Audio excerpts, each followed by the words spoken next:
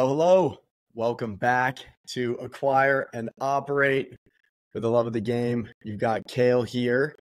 Today, we are diving into an acquisition set, and the big question is our roll-ups and optimal strategy in Micro SaaS. And we are going to be jamming on what are roll-ups, aka the result of multiple add-ons, in case you needed a few more private equity jargon words for you. But what are roll-ups and why are they so prevalent in private equity buyouts? What are the biggest risks and points of failure? Industries where roll-ups are the most common. And then we'll tie it together and take a look at whether this strategy plays or might be the play in Micro SaaS. And as you all know, we're buying and building niche, small, vertically based B2B SaaS businesses. We think that's a cool category because the VC-backed companies ignore it and the revenues are below where typical private equity plays. So it's a little bit of a blue ocean vibe. Kay Lou, my partner in crime, how are you, brother? I'm doing great. It's starting to get warm and we're getting ready for, well, I don't want to say too much, but getting into the deal origination conversation, this all just plays very nicely as we have our first Portco and we're looking at our second. Yeah, this conversation is just so relevant. I'm excited for it. I love it. I love it. Giddy up. So here, let's start with a fun fact. So you think, we think, okay, private equity buyouts, right? Okay, that's people that are out there, mostly financial sponsors that have raised money and they go out and buy businesses and they make them better and they hold on to them and they collect the cash flows, or they exit at a later state in the future, and that's how they generate a return. But I wanted to start with a fun fact that kind of knocked me off my chair, honestly. And let's look at this chart here.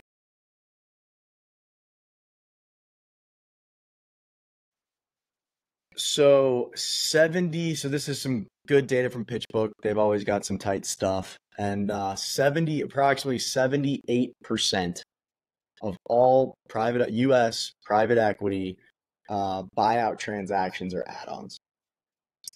And there was another data point here, which is interesting, but it's like the majority of those are like the third or fourth add-on. So this is private equity buyouts.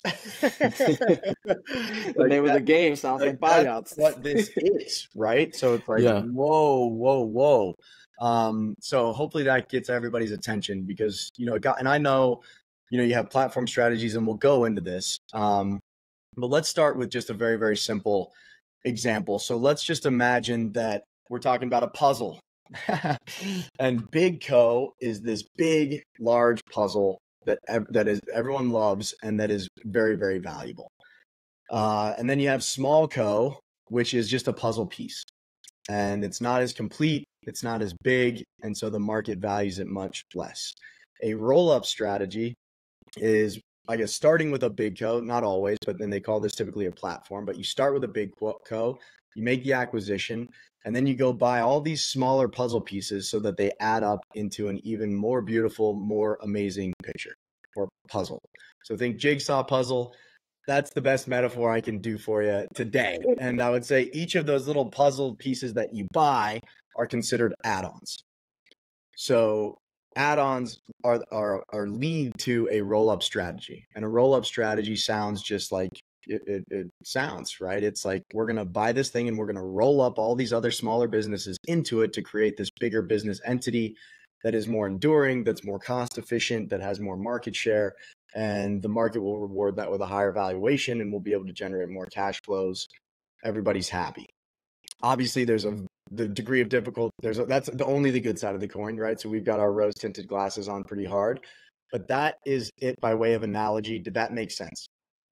Yeah, it absolutely made sense. I was thinking about it in other terms of, I didn't want to go too technical to vertical integration. So I was thinking in terms of like real estate. You can, buy a single family residential home and then you can build one next to it and maybe build out the complex that way to expand your revenue. Or you can buy an apartment building with multiple units, rent each of those out, and now you have a different version of a roll-up strategy that might be more effective.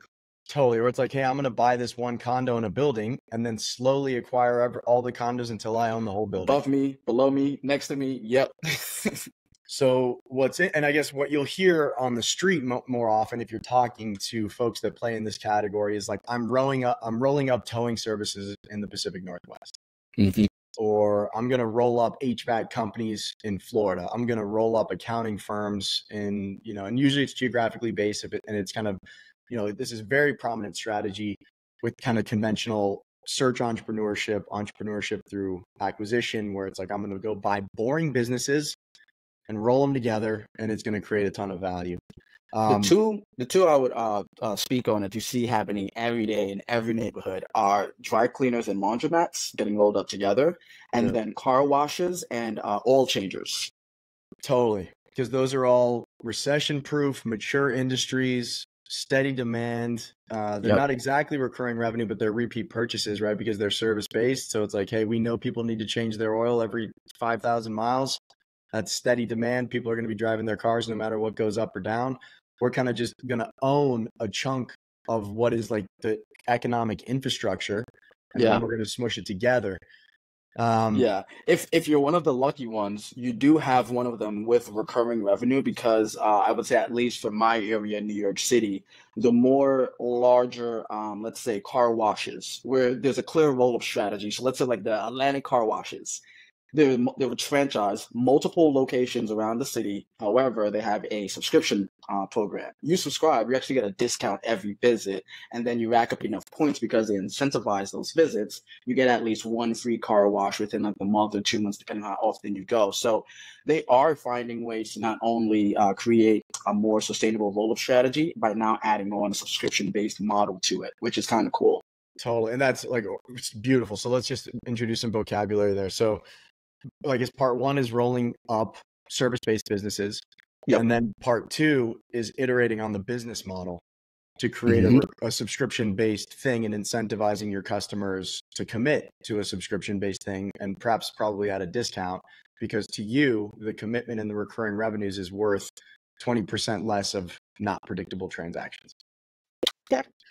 So now we're going to get a little bit technical, because there is a nuance here that is very, very interesting. And this is what I would suggest is the most compelling part of the roll-up strategy, and if you quantify it. So let's say, okay, so and it's called multiple arbitrage. And then it's like, oh God, what is that? So we've spoken about this in the past. So one way to achieve multiple arbitrage is to grow a business basically into a larger tier of business. So because the market perceives scale as more stable. So scale and stability are correlated. So if you have a $1 million average or annual recurring revenue business and you grow it to 10 million, that the 1 million might have traded at like a 3x. The 10 million is going to trade at a 5x. So now you've got the 9 million that got you from 1 to 10. And now it's no longer trading at a 3, but it's trading at a 5. So you've created multiple expansion from 3 to 5, and the number that it's multiplying against went from 1 to 9. So that's like, whoa, that's like one of the most interesting value creation playbooks of all time. And they call that multiple arbitrage, right? Where it's like you kind of grow the business and that's great and everybody's happy about that, more cash flows, more profit margin, whatever. But also the entity itself has become more valuable just as a function of its scale. So if we take that kind of meta concept and hold it in our mind, we'll go through some numbers here. So we're just going to call it Big Co, which is the acquirer. So let's say they're throwing up an EBITDA, or just to keep it simple, profit of 20 million. And that business trades at a 10x. That business is valued at $200 million. Now we look at Small Co. Kept it very creative today, which is doing 2 million in profit. So much smaller scale. And the profit multiple, or the EBITDA multiple for them, is a 5x. So that business is worth 10 million. So we've got Big Co throwing up 20 million at a 10x, valued at 200 million bucks. Small Co putting up 2 million profit at a 5x for 10 million. If we look at these entities independently, but we combine their value, it's 210 million. Well, what happens after the acquisition? So think of it this way.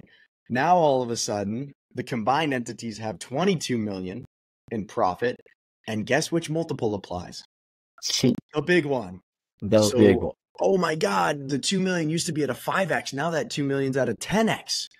So when you smush those entities together, the valuation goes from 210 million to 220 million, which is basically $10 million of enterprise value creation in the blink.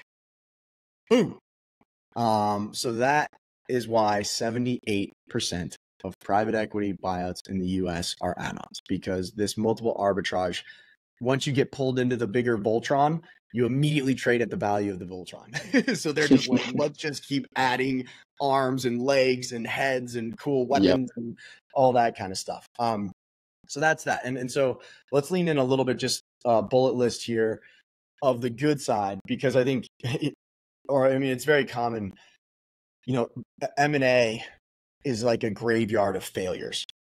So integration, everyone's like, yeah, just buy the company and smush them together. How hard can it be? And it's very hard. So I think I don't want to mislead by saying, oh my God, $10 million of instant enterprise value creation. No, there is a ton of work. On paper, it's there. But to realize that value creation, you got to do a lot of stuff. And there's a lot of kind of points of failure.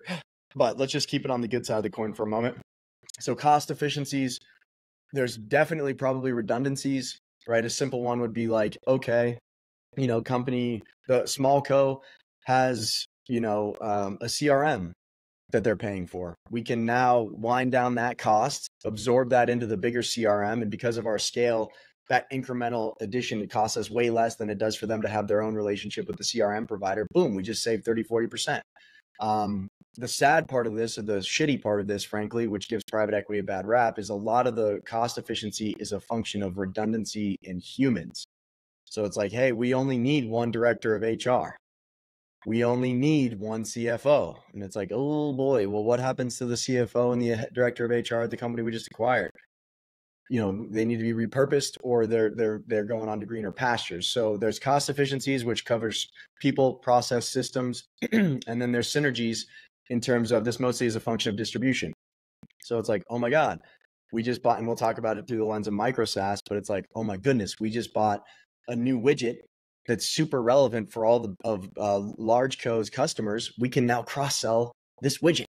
We have embedded warm relationships with a customer base, and now we can sell them more stuff, which is often referred to as share of wallet, which means how much of what they spend goes to you. So what share of your wallet in this category or across their operational spend goes to you? Obviously, the higher, the better. Valuation arbitrage, which we've spoken about. And then here's an interesting one, that it plays very well when interest rates and credit conditions are tight. So, it's a lot easier to go raise some money and get some debt financing for a little add-on acquisition than it is to just go do some crazy leverage buyout. So in the world that we live in today, you're not reading about multi-billion-dollar buyouts. You're reading about tons and tons of these little add-ons because the debt environment is not as favorable to those monster transactions, and it probably won't be for a long time. So those are all the good, the ZERP glory days are well behind us. Okay, let's switch gears to the biggest points of failure, big risks. I think the one we spoke about is integration challenges, and on the soft side, this is culture.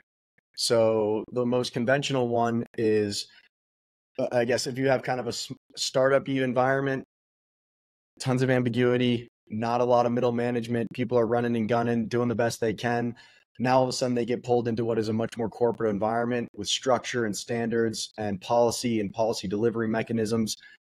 Those things don't jive, right? It's like, oh my God, it can be as simple as like, hey, we wear a tie around here. And they're like, oh my God, I don't even know how to tie a tie. So culture clash, but that's soft and it's tough to define.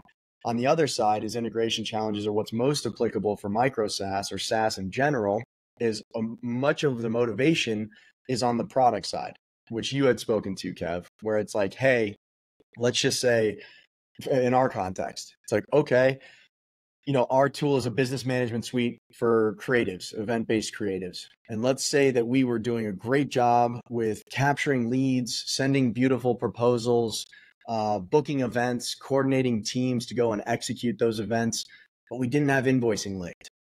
And it's like, damn, and then it's a build, partner, buy conversation. So it's like, we could either build it, we could partner with someone and do an integration, or we could buy someone and facilitate the integration. And so that's kind of backward or forward integration, however you want to think about it, but you're basically accommodating more of that workflow to drive up the value proposition for your users. And then back to that concept around share of wallet, where now they're paying you for the invoicing and they're not paying some other vendor, and their life is beautiful because everything's under one hood and it's all connected. But, oh my God, the invoicing company that we want to buy is written in React and Node, and our stack is in PHP. And that's apples and oranges. That's Greek and Portuguese. We can't just smush those things together. So integration challenges for us is the technical component needs to be underlined, bolded, italicized.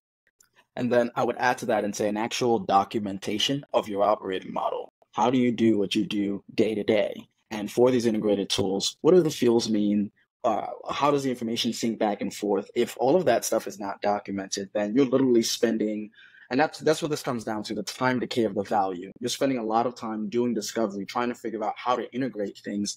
And what we notice happens a lot in the industry with these add-on businesses, a year, 2 years passes by, and then the true value isn't really recognized yet because they're still integrating things, right? Yeah, That's totally. why having a documented operating model is so, so important. And this is why we build in public and share our documentation. Yeah. And so I think we can just kind of call it integration, because the other thing too is like, which brand? And I think there's a hard decision, and the assumption here is that there's full integration with acquisitions. In many cases, you let these business units just run autonomously. And it's like, we're not going to integrate the product technically, or we're not going to put it under one roof. We'll just build a really clean integration, and we're going to let both companies run in parallel. But if you do decide to absorb them truly into one mega entity, then it's like, which brand?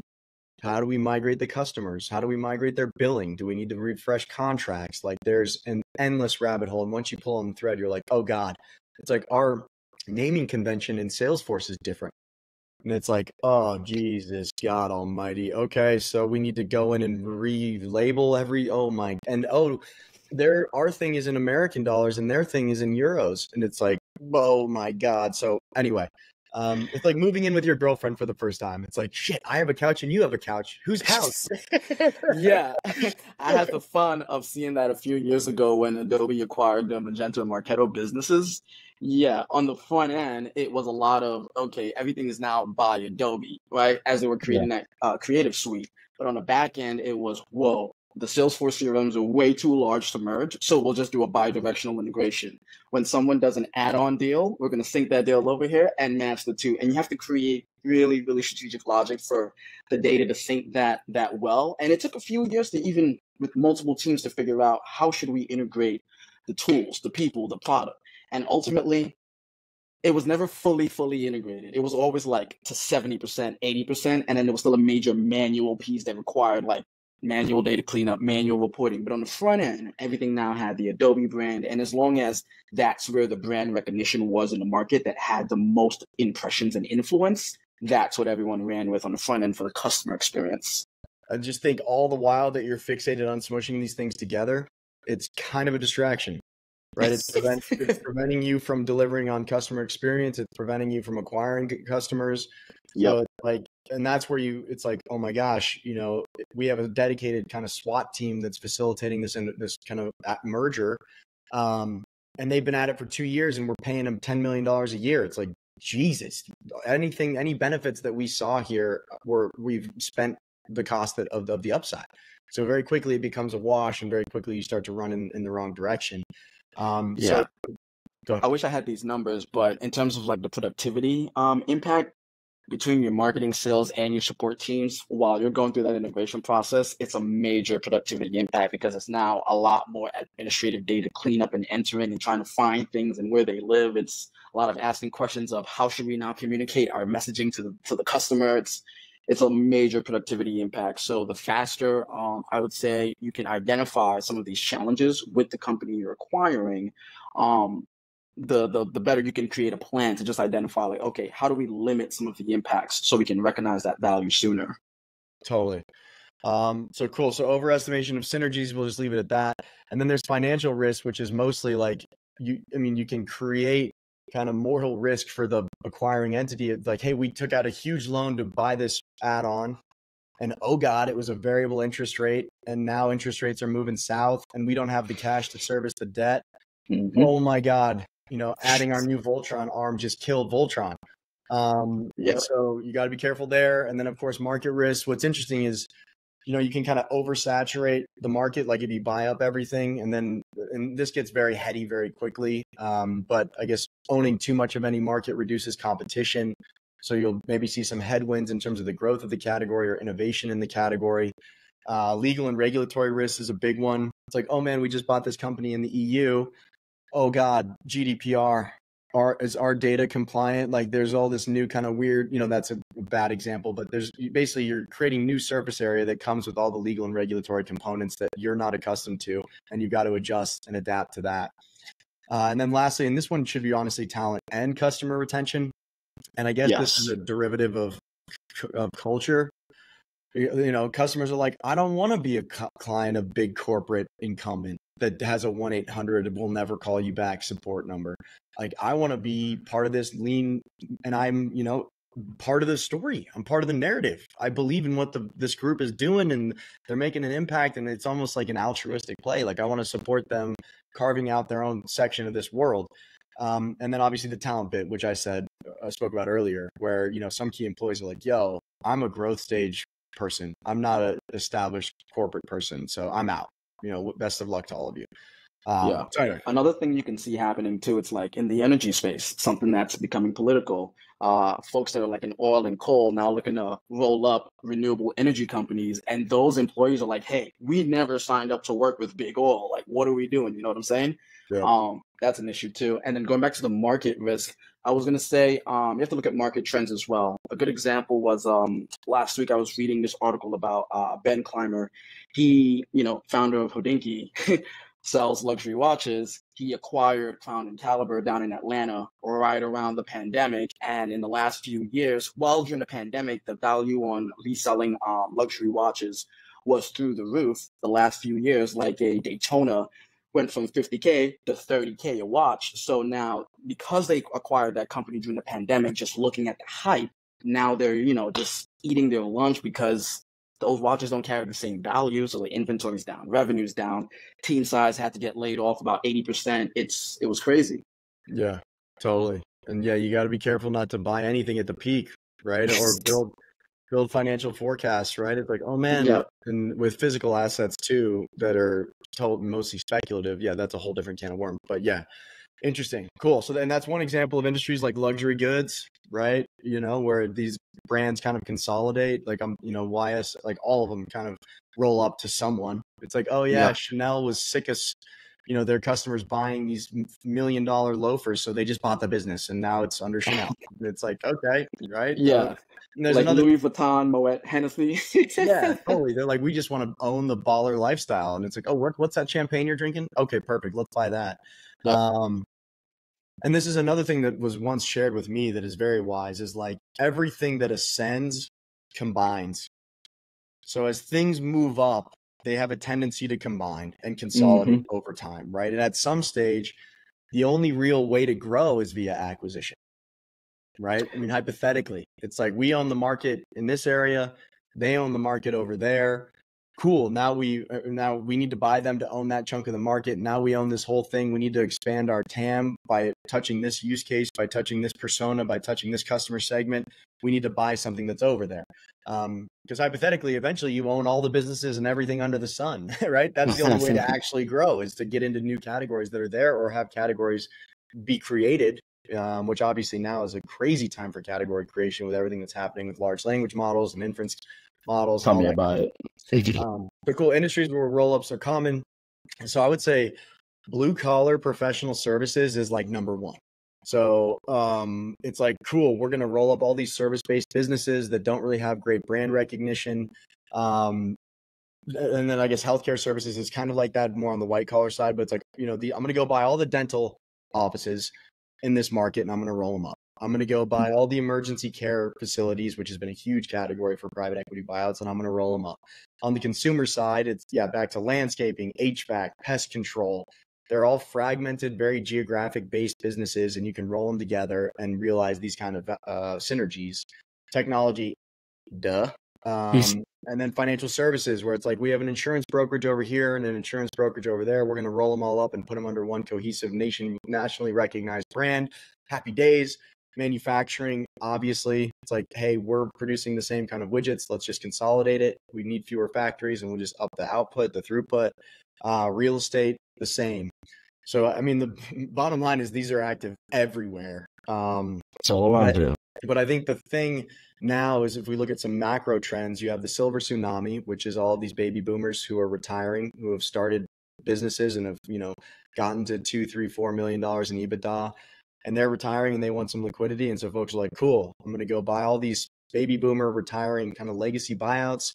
I'm going to pick a category that I'm familiar with, or that I like the business model around, and I'm going to roll them together. Cool. I think we've probably kicked that horse to death. All right. So, I mean, then the question becomes, roll-ups and micro SaaS. And what do you think? I think it's a brilliant play. We see it happening at every level of private equity. It makes the most sense with micro SaaS, especially since it's a blue ocean kind of area that, the larger institutions aren't really investing in. So for us, happy days. Yeah. We could learn to swim fast. Or like, by definition, right? Like, these firms are niche, right? Like, they're playing in categories that the larger software companies have neglected because they're nuanced, right? So, okay, we have a fragmented landscape. Interesting. And then it becomes a question of, like, how do we roll these things together? One way to look at it is, like, we're going to go buy all the CRMs for the weirdest subcategories we can possibly find. And that's kind of the thematic thread that ties everything together. The other is, we're going to go buy the entire technology ecosystem that exists around one very, very small niche. And that's probably the most common one, because that's where you can realize the most synergies in terms of cross-selling, cross customers, etc. But this should play very well where the thought process is, we are going to own and acquire and roll up the technology stack catered to one very specific niche vertical that isn't big enough for the big players to build software for. And so it's not horizontal, etc. And I guess the result there is a comprehensive product suite built completely for one customer profile, one persona. Yeah. That makes it sticky as hell. That means you basically own the entire share of wallet that's going towards technology spend for them. And happy days. Like, that's how you build a really enduring, defensible business.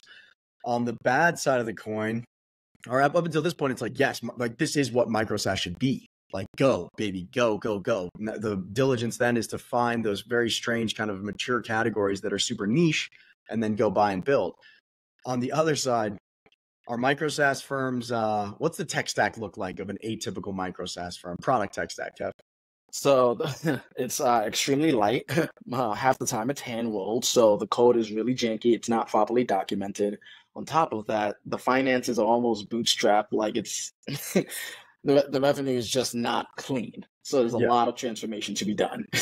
So by way of metaphor, most of the product is written in its own language and it lacks grammar. And there's no sentence structure. So good luck combining that into one book that's in one language that everyone can read, or finding people that can speak in all those languages that don't have any grammar. You realize the founders are almost defining their operating model as they're going through discovery to sell the business. Like, they're like, oh yeah, we don't have any of that documented. I guess we'll do that. So when do you need to buy? Where it's like, well, maybe not. Like, maybe micro SaaS, because it's just the convention, bootstrapped SaaS founders. It's mostly like a lot of legacy programming languages, a lot of janky code bases that aren't well documented. That technical integration on the product side becomes a deal breaker in many instances. So it's like, oh, this sounds great, but the technical integration of all these companies to roll them into one combined entity is impossible. So then it's like, okay, maybe the strategy is to go to buy a compelling kind of foothold in a vertical niche, and then build and copycat the other areas in the technology ecosystem, because you can get to a cohesive platform faster. And we have to end it there, because that is the trade-off. That's literally the trade-off. And that's our work, right? That's what we have to figure out to make this thing rip. So I think this has got to be, if you're playing the acquire and operate game, if you're a SaaS founder trying to increase the like enterprise value of your business, and organic growth is weird, if you're dipping your toe in acquisition entrepreneurship, roll-ups has got to be front and center in your mind. And you need to be super woke to what the trade-offs are, because all that foots right into diligence and the companies that are a fit for a roll-up strategy once you've committed to a platform company, etc. So this is dope. This is interesting, but it's got hair on it, just like everything in the world. Yep. And I was going to add, earlier on when we were talking about the various growth stages of a business, we had an episode around this. I want to say it was last year. I have to go back and find it. But if we link back to it, it showed a pyramid of you can't get past, I think it was like level 3 or level 4, which was acquire. That became like one of the growth stages at the very top of the pyramid, where you can only build and scale so much until you have to get more market share, look at your competition, see how they're performing, and then potentially do a leverage buyout. Exactly. So I think this is part of this is a required piece of the toolkit to achieve extraordinary success, as measured by market share. And so it's got to be in your toolkit, full stop. 100%. Beauty. K-Lou, for the love of the game, man. Laser beams to take us out. Laser beams. Oh, excellent. All right, pal. I will catch you later. Pleasure as always. Have a great weekend. Cheers.